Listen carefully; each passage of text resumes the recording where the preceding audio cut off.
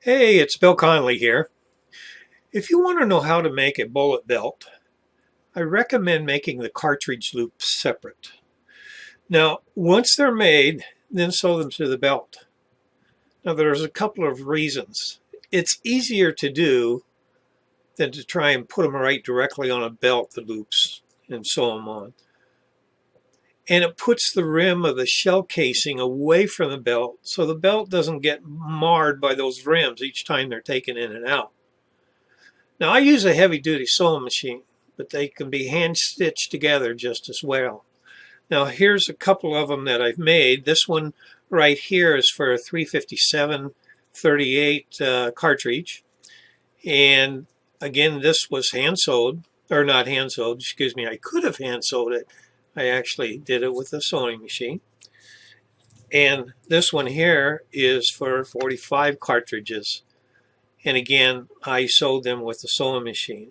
I have hand stitched these before, but it takes a whole lot more work. So if you have a heavy duty leather sewing machine, it's much easier.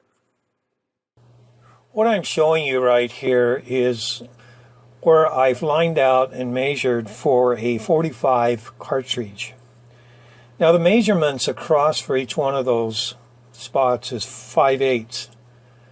And that goes against the belt. So what we're going to be doing, or would be doing, is to sew those loops directly on each one of those lines.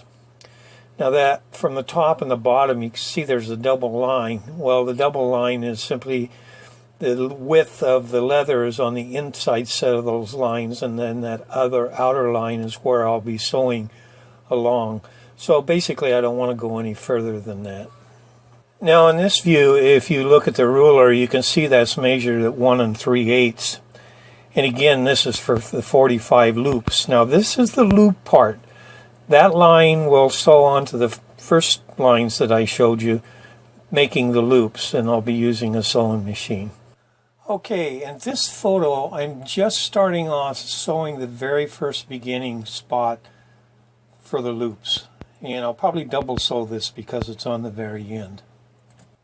Now in this photo you can see that I've sewn all those loops, and I'm coming down to almost the very last one. There'll be one more left to go. And that's how you sew those loops. When I get done, I'll go down along the edge to make it look even where I've done the sewing, because you can't make the sewing machine stop exactly at the same spot every time. And here's the end results. As you can see, I've loaded up the loops and it's ready to go. And last but not least, here's the cartridge dimensions. You might want to grab a pencil and write this down if you're going to make some of these. Loop is on the left side, which would be the size of the loop, and on the right side is what would be on the belt.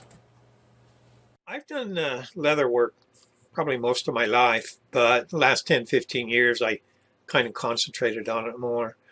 And I thought maybe I could make a good profit from it.